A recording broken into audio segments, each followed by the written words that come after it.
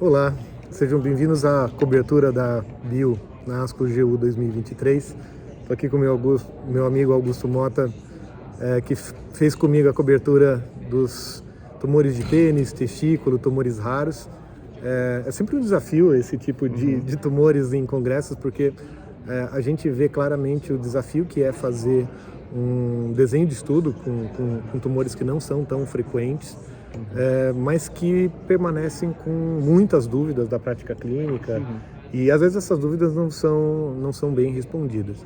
Acho que nessa ASCO GU 2023 a gente teve alguns dados importantes em câncer de testículo, que merecem ser discutidos, alguma coisa em câncer de pênis, mas Augusto, como é que foi sua impressão dessa ASCO? O de testículo, na verdade, é um outro tipo de problema, né? É uma doença de prognóstico tão bom que o desafio é como, com segurança, desescalonar tratamento e ou segmento, que é o que teve muita coisa interessante agora, né? A gente viu aí o dado da doutora Napi, que usou microRNA para monitorar pacientes em vigilância ativa pós-orquiectomia em pacientes com câncer de testículo em estágio inicial, e dados muito impressionantes de especificidade e valor preditivo positivo de 100%, né? Não é todo dia que você vê isso, né? 100% de acurácia nesse tipo de teste, e acho que esse teste especificamente, talvez até pelo seu custo, possa se transformar aí no futuro próximo em um aliado importante para monitorar. É baixo custo, né? Baixo custo. Talvez equipar os centros para isso seja um aí problema. A infraestrutura vai ser talvez um fator limitante, mas o custo do custo teste individual é pequeno, né? Então acho que isso aí vem para ficar. E vamos aguardar o estudo do SWOG que está em andamento, né? Que eles já estratificam por microRNA positivo ou negativo. Sim. Né?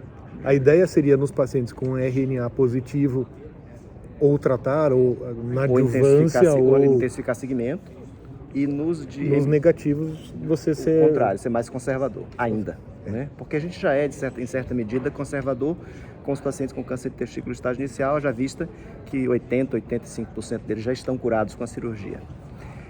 Me chamou a atenção aquilo que nós estávamos conversando há pouco. Eu achei o número de recidiva para o N que ela apresentou de 101 pacientes alto, 35 pacientes em 100 acompanhados, é um número relativamente alto, mas talvez seja porque tem aí seminoma e não seminoma juntos, vamos ver.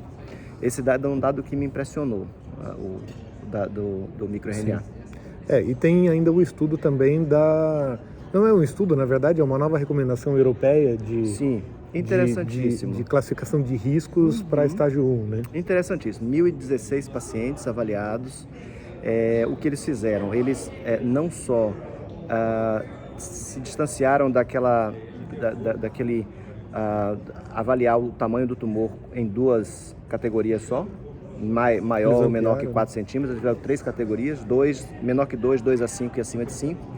E além de invasão de RET testes, eles avaliaram invasão linfovascular.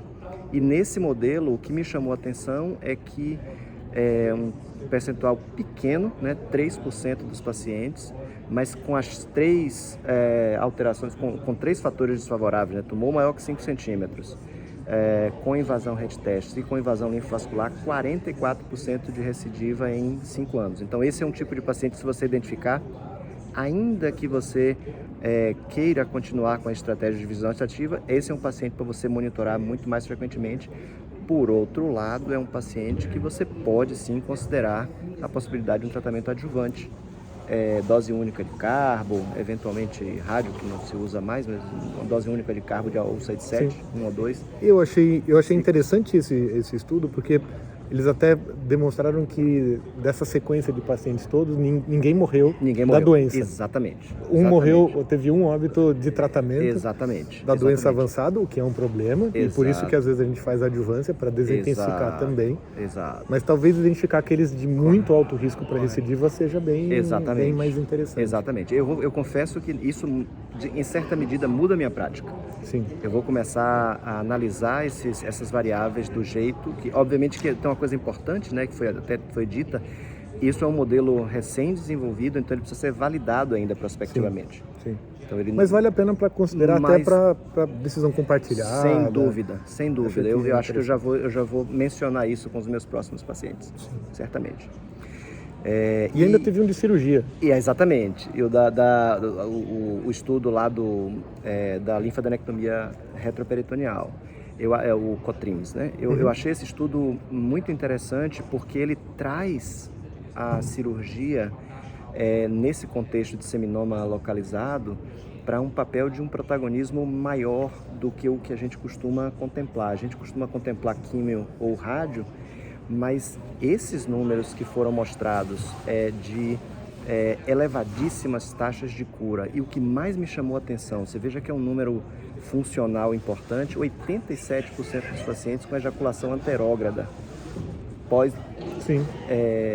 linfadenectomia retroperitoneal, chamando a atenção que é um procedimento que pode ser feito com segurança, com desfecho funcional interessante e poupando esses pacientes jovens de tratamentos que a longo prazo podem lhe render complicações, quer seja relacionados à químio, quer seja relacionados à rádio. Então eu acho que esse estudo é um estudo interessante. Eu vou, inclusive, a gente vai ter também um pós-ASCO GU lá em Salvador, e eu acho que esse vai ser um estudo interessante para discutir com os colegas urologistas, cirurgiões oncológicos. No nosso pós-ASCO GU da Bio, a gente vai aprofundar mais nos resultados também da mesma forma. Eu acho muito interessante esse dado cirúrgico de seminoma. E um outro estudo que teve hoje também, que acho que é interessante a gente citar, apesar do resultado não ter sido muito interessante, é um estudo em carcinoma de pênis. Sim. Já mudando de assunto, mas ficando nessa área de tumores menos frequentes. Raros. Foi utilizado inibidor de checkpoint imunológicos para pacientes com câncer de pênis. Era uma expectativa, pelo subtipo histológico, por outras experiências, até em doenças relacionadas a HPV. Sim. Mas eu fiquei decepcionado com os resultados. Muito desapontador. É um estudo envolvendo 72, acho pouco mais de 70 pacientes, um estudo internacional, num consórcio de doenças raras. E foram utilizados tanto imunoterápicos isoladamente, como em algumas poucas circunstâncias, combinação de imunoterápicos. O mais comumente utilizado foi pembro, taxa de resposta de torno de 10%, baixa, né? Dois respondedores completos. É até interessante ver quem são esses caras, né? Tentar ver se... Tudo bem, são dois só, talvez não dê para estabelecer um padrão, mas quem são? Eles existem, né? Para ter acontecido, eles existem.